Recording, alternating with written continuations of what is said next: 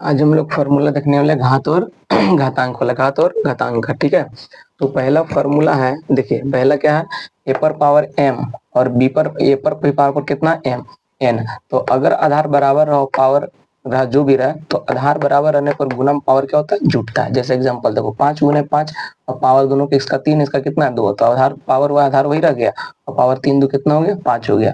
फिर अगर आधार एक ही जैसा रहा और भागा में रहा तो पावर क्या होता है, घटता है। तो ए है तो ए हो गया, ठीक है, और दोनों पावर आपस में हो गया, क्या हो गया, घट गया, m माइनस n। इसी तरह से देखो इसका ऐसे या ऐसे दोनों टाइप में एक ही चीज है। ठीक है, यहाँ भी भागा हो रहा है, यहाँ भी भागा हो रहा है। इसका एग्जाम्पल देखिए, 5 पर पावर 3 है, भागा 5 पर पावर 2 है, आधार बराबर है तो पावर क्या होगा, घटेगा। तो 2 में से 3 गया तो सॉरी 3 में से 2 गया तो 1। अब देखिए आधार कितना a है, इस पर पावर कितना m, इसका पावर कितना m, उस पर पावर कितना n। तो आधार पर पावर है और पावर पर पावर है तो पावर क्या होता है, गुना हो जाता है। तो आधार पे a लिख दिए और पावर दोनों आपस में गुना हो गया, m गुने n, m गुने n। उसके बाद देखिए इसका एग्जांपल देख लीजिए, 5 पर पावर 2 और 2 पर पावर कितना है 3, तो 3 दूनी 6, 3 दूनी कितना हो जाता है 6, पावर आधार कितना है तो मैंने 5 है तो 5 ही रहेगा।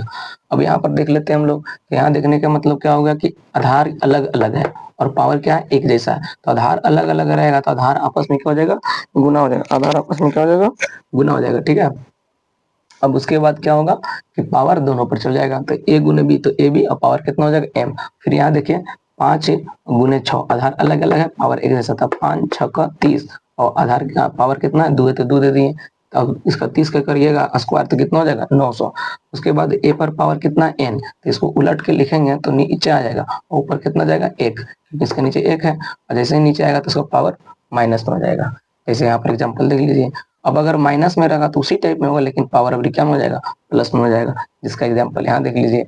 ठीक है, और ए पर ए बट्टा बी और पावर माइनस में है एन, तो अब क्या करेंगे, अंदर वाला उलट दीजिएगा तो पावर क्या हो जाएगा, प्लस में। तो बी था कहाँ, नीचे में, तो चल गया ऊपर में, और ए था ऊपर में तो चला है कहाँ, नीचे में, है ना। तो उलट दिए तो बी बट्टा कितना हो गया ए, पावर क्या हो जाएगा, प्लस में। इस तरह से एग्जाम्पल देख लीजिए, 5/4 तो यहाँ हो जाएगा 4/5, यहाँ माइनस में था तो यहाँ पावर क्या हो जाएगा, प्लस में। 4 के पावर चक, 4 पर पावर 2 मतलब 16 और 5 पर पावर 2, दोनों पर पावर है तो 5 5 25।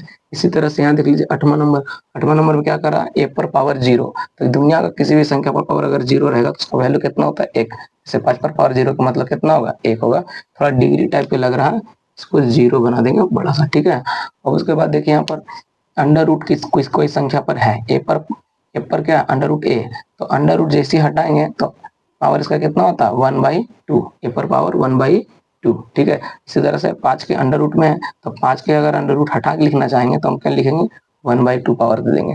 उसी तरह से यहाँ पर 3 है तो इसको अंडर रूट हटा के लिखना चाहेंगे तो 1/3, यहाँ कुछ भी नहीं मतलब दूर रहता है, और यहाँ 3 है तो 3 है, यानी जिस संख्या पर रूट में और यहाँ बीच में जो भी संख्या अंदर में रहेगा उतनी पावर होगा 1/, उतना। ठीक है, जैसे यहाँ पर 3 है तो इसका पावर होगा 1/3।